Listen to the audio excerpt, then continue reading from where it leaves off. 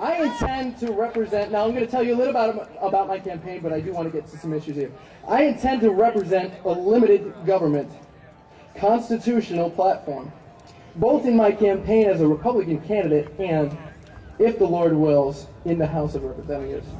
Every generation has the duty of continuing the age-old struggle in defense of liberty. This time it's us. The threat of tyranny never ceases. It is always being renewed and reshaped. It adapts and takes whatever form promises to be the most effective in oppressing and subjugating the people. Likewise, we must be constantly renewing the cause of liberty, of self-determination of our republic.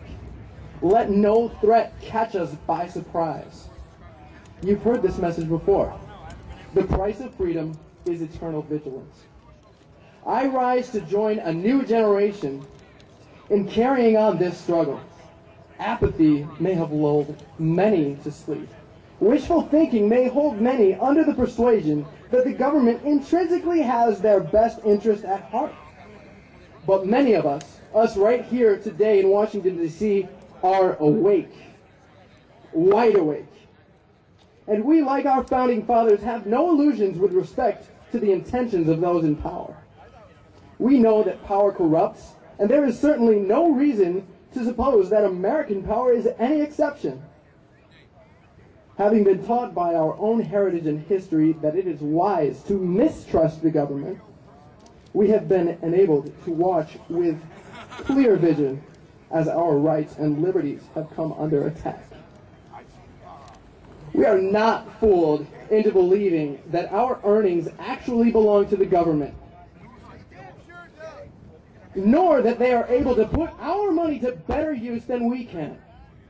The income tax robs Americans of their right to invest the fruit of their labor as they see fit, and it serves as a pretense for all kinds of grossly unconstitutional invasions of the people's privacy. We are not fooled into believing that our security is somehow secured through perpetual imperialistic warfare. Undeclared wars, the suspension of habeas corpus, torture, spying on American citizens, enforcing the will of the UN, propping up governments around the world in service to short-term goals. We are not fooled into believing that these actions are necessary for the preservation of this great nation. On the contrary, they amount to its destruction, and it needs to stop, and we need to be there to stop it. We are not fooled. We see these things happening around us in our beloved country and in our name around the world. And we rise with the renewed voice of the American revolutionaries and patriots to declare that we intend to put a stop to this. The road before us is not only long, it is endless, it is eternal.